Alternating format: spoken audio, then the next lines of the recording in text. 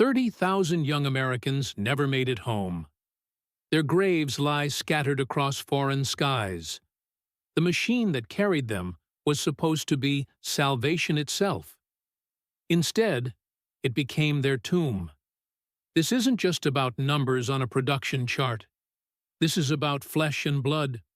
Real men who trusted their lives to a bomber with fatal secrets hidden in its design. The B-24 Liberator rolled off assembly lines faster than anyone thought possible. One bomber every hour. 18,500 total. More heavy bombers than any nation had ever built. But by war's end, more than half had vanished, blown apart over Europe, crashed into Pacific waves, consumed by flames that spread through fuel-soaked fuselages like wildfire. What went wrong? How did America's most mass-produced bomber become a death sentence for the men inside? The answer lies buried in wartime records, hidden behind classified reports, covered up by victory parades and patriotic speeches. Tonight, we dig deeper. We climb into the cockpit of a machine that promised everything and delivered tragedy on an unprecedented scale. The year was 1939. Storm clouds gathered over Europe. American military planners stared at maps with growing dread. Their best bomber, the B-17 Flying Fortress, wasn't enough. Sure, it could take punishment. Yes, it brought crews home shot full of holes. But its range was limited. Germany's industrial heartland lay beyond its reach. Japanese strongholds across the Pacific remained untouchable. Victory would require something more. Something that could fly farther, hit harder, strike targets no other bomber could reach. Consolidated Aircraft took up the challenge. Their engineers worked around the clock. What emerged from their drawing boards looked revolutionary. They called it the Model 32.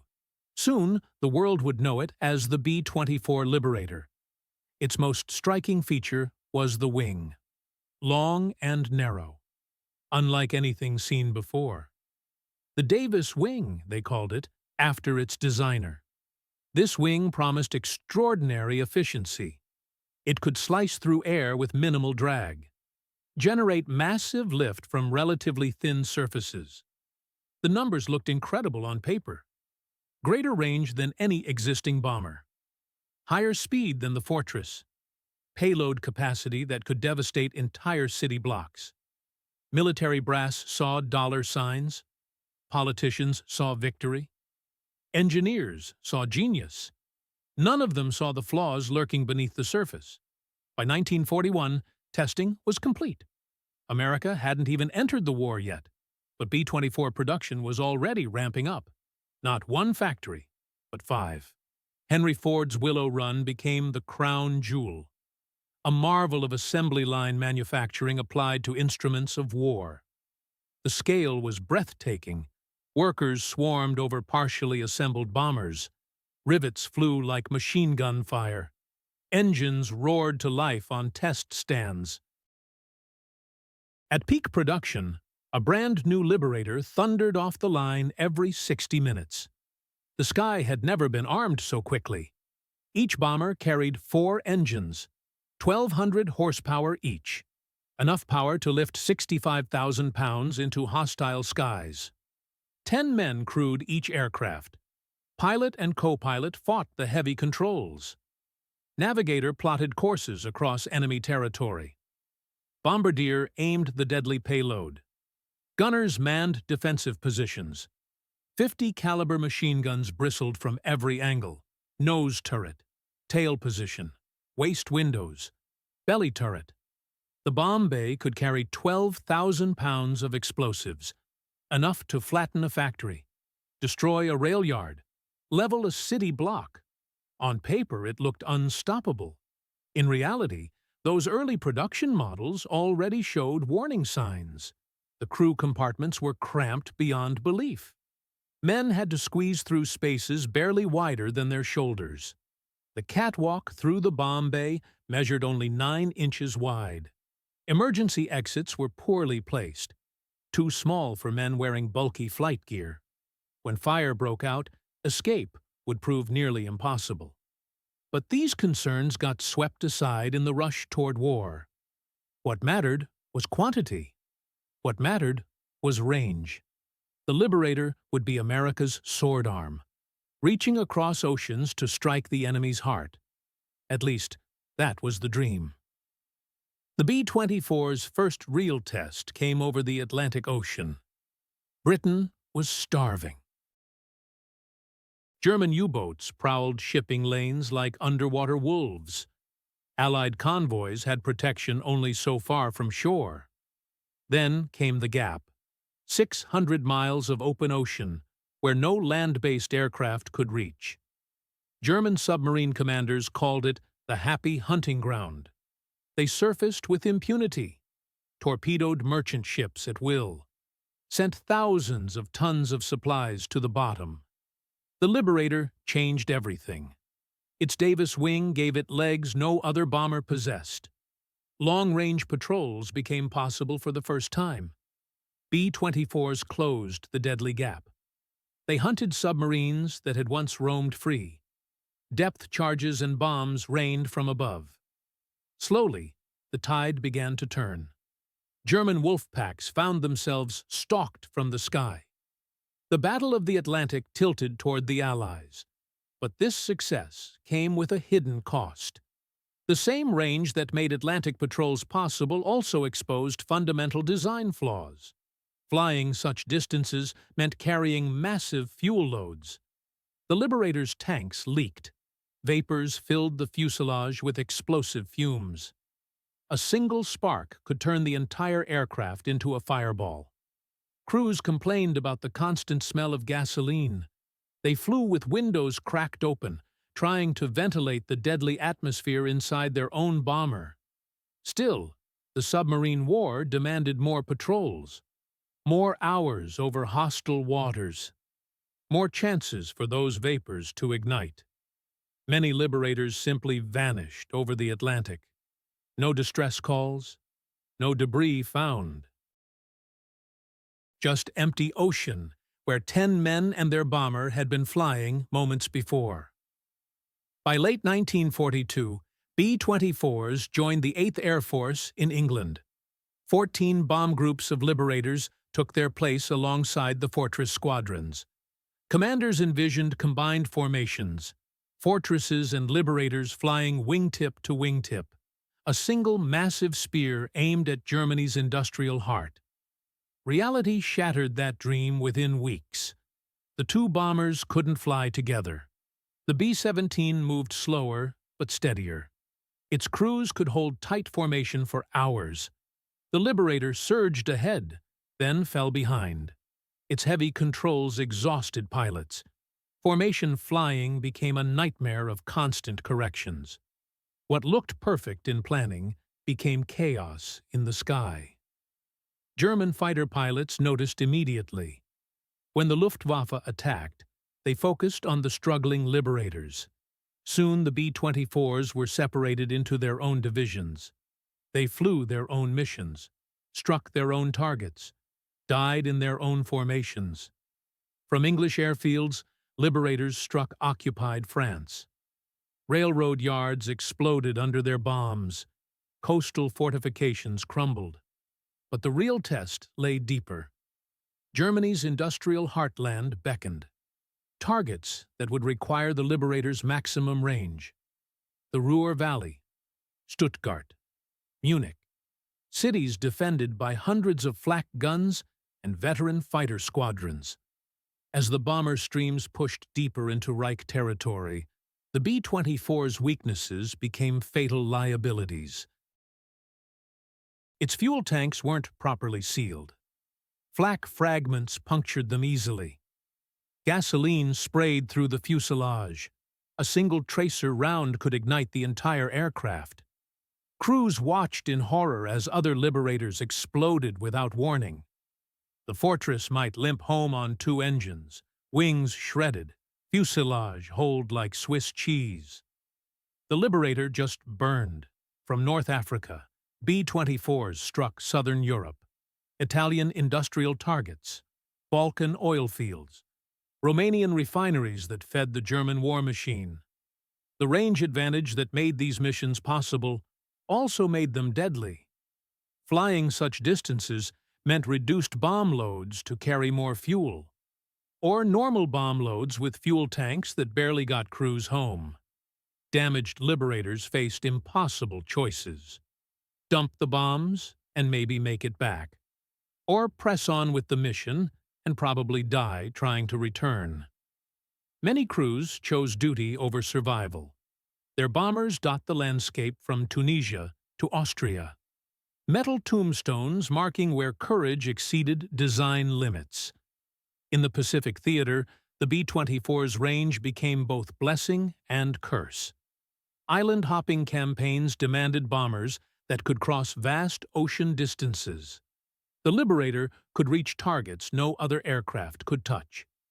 Japanese bases across the Philippines, supply lines through the Marshall Islands, industrial complexes on the home islands themselves. But when mechanical failure struck over open ocean, the design flaws proved fatal. The B-24's deep belly made water landings nearly impossible. The aircraft hit waves like a brick wall. Its fuselage cracked on impact. Water poured through ruptured seams. Most bombers sank within minutes. Crews had seconds to escape before their aircraft became a steel coffin beneath the waves. Many drowned, still strapped to their positions. The lucky ones made it to life rafts, then faced weeks adrift on hostile waters, burning under tropical sun, fighting off sharks, praying for rescue that might never come. Yet the missions continued. The war demanded it. Victory required sacrifice.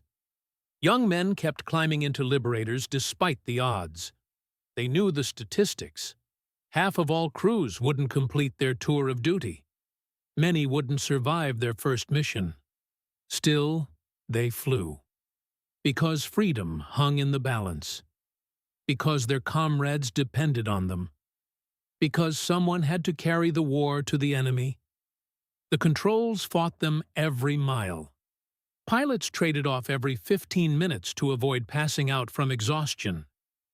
The aircraft wandered constantly, making formation flying a test of endurance. When enemy fighters attacked, the Liberator's limitations became deadly. It couldn't turn as tightly as a fortress, couldn't absorb as much damage. German and Japanese pilots learned to target the B-24s first. They were easier kills, more likely to explode when hit. The fuel system remained the Achilles heel. Vapors filled the fuselage during every mission. Leaking tanks left gasoline trails in the sky. One incendiary round could turn 65,000 pounds of bomber into a brief, bright star. Escape hatches proved woefully inadequate when fire erupted. The narrow bomb bay catwalk became a bottleneck. Men died trapped inside while flames consumed their aircraft. Ground crews found the wreckage of Liberators with entire crews still at their stations. Burned beyond recognition, but still buckled into position. They had died trying to save their bomber or their buddies. The summer of 1943 brought the B-24's greatest test, and its most devastating failure. The target was Ploiești, Romania, Hitler's most important source of refined petroleum. The refineries there supplied 60% of Germany's oil. Strategic planners believed one successful raid could cripple the Nazi war machine. But Ploiești lay deep in enemy territory, surrounded by hundreds of flak guns, protected by veteran fighter squadrons. A daylight raid would face murderous opposition. The solution was audacious beyond belief. Attack at treetop level. Below the flak guns' minimum elevation, too low for fighters to dive effectively. 178 Liberators would make the attempt, flying from Libya across the Mediterranean. 1,700 men betting their lives on surprise and speed. Secrecy was absolute. Crews were told they were flying to Palestine. Target folders remained sealed until the last moment. But German intelligence had already penetrated the operation. The enemy was waiting. Disaster struck almost immediately. A Liberator nicknamed Wongo Wongo veered out of control during formation assembly. It plunged into the sea, taking both lead navigators with it. The two men trained to guide the entire armada were gone. Without their expertise, the formation began to disintegrate. Over Yugoslavia, weather scattered the groups. Storm clouds separated the carefully planned waves. When they emerged, radar had detected them. Romanian defenses went to full alert. Flak guns loaded. Fighter squadrons scrambled. The trap was set. One group turned the wrong direction entirely. They flew straight toward Bucharest instead of Ploiești, into the heaviest concentration of anti-aircraft guns in the Balkans. Others struggled to find their assigned targets. Minutes ticked away. Fuel burned precious gallons. The element of surprise evaporated. At 250 feet above ground, the Liberators skimmed the earth like monstrous birds of prey. Gunners could fire down at enemy positions, but enemy gunners could fire straight up into bomb bays. Black puffs of flak exploded at eye level. Shells designed to burst at 20,000 feet were detonating in cockpit windows. A Liberator called Old Baldy took a direct hit from an 88mm cannon. The bomber cartwheeled into the ground, crashing directly onto the gun position that had destroyed it. 10 Americans and 6 Romanian gunners died in that instant. The explosion created a crater 50 feet wide. Another group encountered the flak train, a locomotive disguised with camouflage netting. As the bombers passed overhead, its hidden guns erupted. Crews screamed warnings over the radio. Return fire silenced the battery. But 2 Liberators were already trailing flames and losing altitude. Time fuses on the bombs were set for seconds, not minutes. Bombers flew through the explosions of their own ordnance. Flames licked at wing tanks. Fuel ignited. One crippled B-24 staggered into Ploiești itself. The aircraft smashed into the women's prison, collapsing the building. More than 50 civilians died along with the crew. When the survivors turned for home, the real massacre began. Hundreds of enemy fighters swarmed the damaged formations. Messerschmitts and Focke-Wulfs diving from all directions. Exhausted gunners clung to their weapons. Ammunition ran low. Barrels glowed red-hot from continuous firing. Still, the attacks came. Parachutes blossomed against the afternoon sky.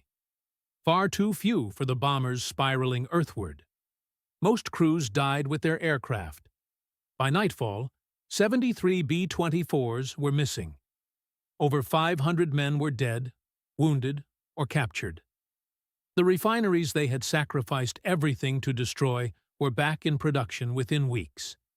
Higher production than before the raid. The mission had failed completely. The cost had been catastrophic. For the Liberator, Ploiești became a symbol of courage that couldn't overcome design flaws, of numbers that couldn't defeat fate. The smoke over Romania lingered for days, but the war machine demanded more missions, more bombers, more crews. Factories kept producing Liberators by the thousands. Young men kept volunteering despite the odds. The arithmetic of war was simple and brutal. For every bomber lost, another rolled off the assembly line. For every crew killed, fresh faces appeared at training bases. The machine consumed lives and produced aircraft with mechanical efficiency. Through 1944, the air war over Europe reached its climax. Thousands of bombers darkened the skies daily. Liberators struck oil refineries, rail yards, aircraft factories. Each mission cost lives. One raid might lose a dozen bombers. Another might sacrifice 50. The price of victory was written in fire across enemy skies. Pacific operations proved equally deadly. From island bases carved from coral and jungle, Liberators flew missions measured in thousands of miles. When mechanical failure struck over empty ocean, survival became a cruel lottery. The aircraft's deep belly made successful ditching nearly impossible. Most crashes ended the same way. The bomber hit the waves and disintegrated. Crews had seconds to escape before tons of metal dragged them beneath the surface. Those who survived the impact faced weeks adrift in hostile waters. Burning sun, circling sharks, dwindling supplies. Many died slowly in their life rafts. The B-24's reputation among air crews was mixed at best. They appreciated its range. They needed its payload capacity. But they never trusted it. Too many had watched Liberators explode without warning. Too many had seen crews trapped by inadequate escape hatches.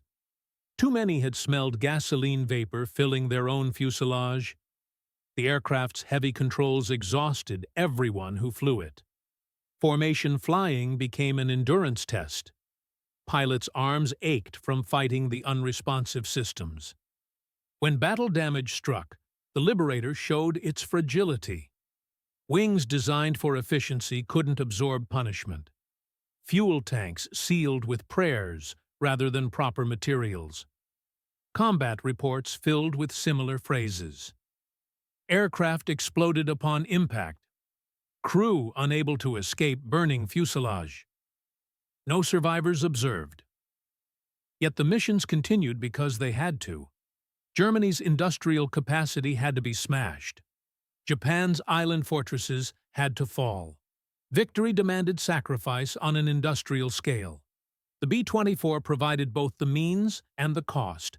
Its range enabled strategic bombing campaigns that reshaped the war.